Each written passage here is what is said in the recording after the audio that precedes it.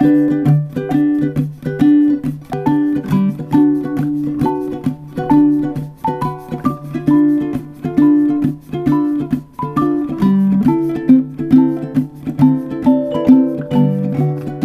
voilà, je suis Olivier Faure, je suis le gardien de Monsieur Yonnet. Alors ça c'est un métier de passion. De très jeune j'ai commencé à monter à cheval et puis on est dans une région où les courses de taureaux dans les villages, de taureaux et les corridas sont un moment où on se retrouve, c'est festif. Et après de décider d'en faire le métier, ça c'est la passion, c'est de voir d'élever des bêtes en plein air. Alors le gardien, il y a plusieurs tâches à effectuer, mais notamment la surveillance du bétail. Alors ici c'est du bétail de race espagnole, à ne pas confondre parce qu'on en est en Camargue. Il y a la race Camargue qui est vouée à la course camarguaise et le bétail espagnol qui lui est voué à la corrida. Et puis ensuite, outre la surveillance du bétail, il y a l'entretien des clôtures, le rapporter aussi à manger l'hiver lorsqu'il fait froid.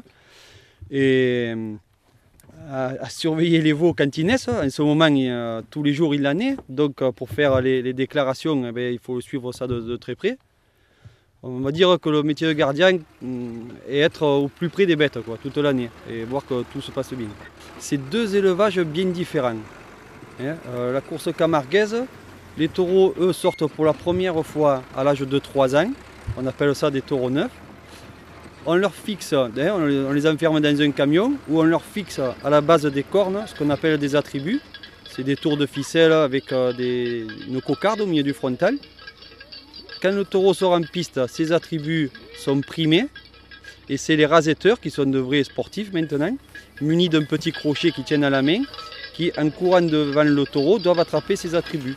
Le taureau espagnol, lui, on va dire qu'il est voué à la corrida, et là, les taureaux, ils partent, eux, à l'âge de 4 ans. Quand ils ont 3 ans à 4, on appelle ça des novillos, et en dessous, des becerros.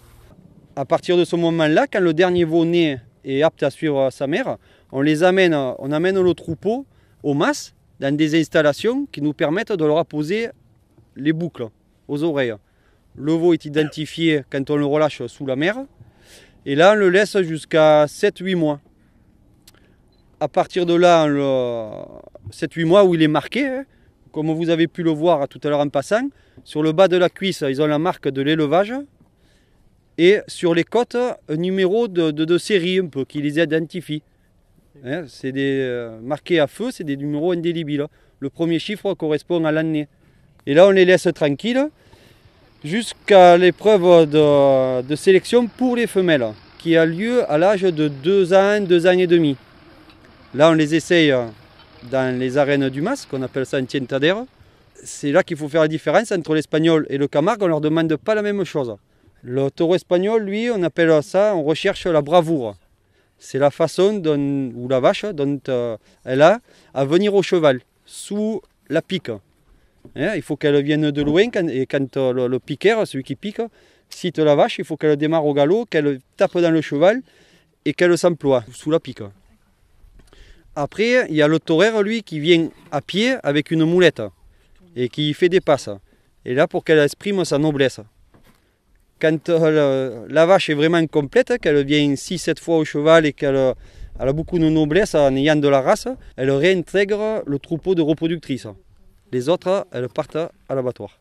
Le taureau camargue, lui, c'est totalement différent, c'est pour la course camarguaise. Et là, la sélection, elle est pas sur une fois seulement comme le taureau espagnol, mais on peut les voir 10-15 fois avant de décider de la garder. Alors, taureau de combat ou taureau espagnol, parce que quand ils vont dans les arènes, on peut dire que c'est un vrai combat qui se passe avec le torero. Parce que c'est un homme contre un taureau, et bon, il faut faire très attention que le torero ne se fasse pas prendre. Alors tout ça, il met sa technique à rude épreuve devant le taureau, et il y a des taureaux qui sont très agressifs, donc on peut parler de combat. Les bêtes, on les aime plus que tout parce qu'on les soigne au quotidien, mais bon, il faut savoir que voilà, dans tout type d'élevage, la finalité c'est l'abattoir tout de même. Il faut savoir qu'un petit veau de lait, même domestique, il ne voit jamais le jour. il ne mange jamais d'herbe, il boit que du lait et au bout de 4 mois, il est amené dans un abattoir. Nous, sur le taureau espagnol, on leur donne la chance de vivre 4 années de pleine liberté. On s'en occupe, on les soigne. Et pour un jour les voir partir, certes se faire tuer, mais leur donner la chance d'être tués avec les honneurs. C'est pas un travail où il faut regarder les heures. Quand il y a le travail, il faut le faire. Donc c'est un métier, on va dire, de passion tout de même. Donc on ne regarde pas. Et puis après, quand le travail est à jour et qu'on a des bons moments à passer, on ne s'en prive pas non plus. Et lorsqu'on est jeune et lorsqu'on a une passion, il faut y croire et aller jusqu'au bout. Mais pour ça, il faut se donner les moyens. Et bon, nous, dans le métier de gardien, ce qui compte le plus, c'est le sens de l'observation, d'aimer les bêtes et de vivre dehors. Mais il y a un tas d'autres métiers qui sont autant gratifiants, mais il faut aller au bout de sa passion. Là, moi, quand elles sont en pleine santé, quand elles courent comme ça, elles sont belles.